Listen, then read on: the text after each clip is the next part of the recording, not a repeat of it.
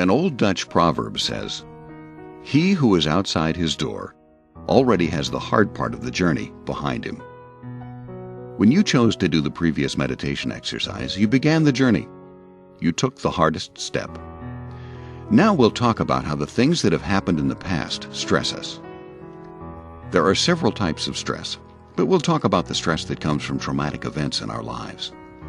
Even for those of us who haven't experienced direct physical injury, the shock of a loss, such as the death of a loved one, or even divorce, can haunt us for years.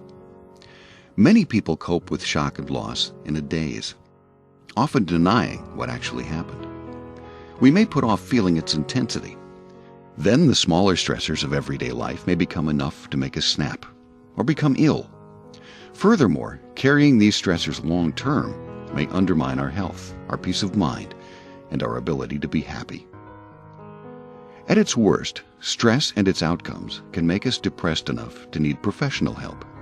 If you or someone you know exhibits major signs of depression or other stress symptoms, it's important that you seek professional help for yourself or your friend. But whether or not you need professional help after trauma, it's important to acknowledge your experience. How do you feel about the events bothering you? Give yourself permission to admit that it's been tough. Be patient. Realize that in this condition, it's normal to have low times as well as good ones. Spend extra time communicating with family and friends.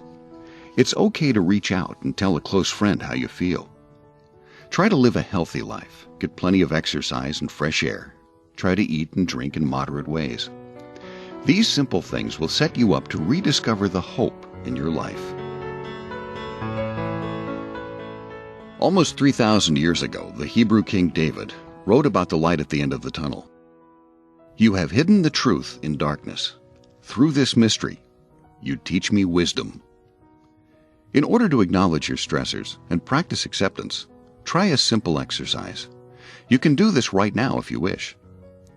Find a quiet place where you can think and talk aloud, a park bench or a quiet room, for example.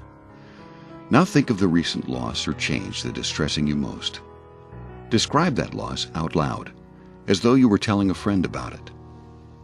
Stop this audio program here until you have verbally stated a summary of your loss or the source of your pain.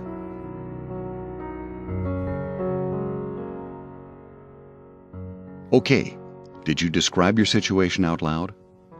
Now think of one person to whom you are close, such as a friend, brother or sister or parent. Make an effort to tell that loved one how you feel. Either write them a letter or tell them out loud on the phone or in person.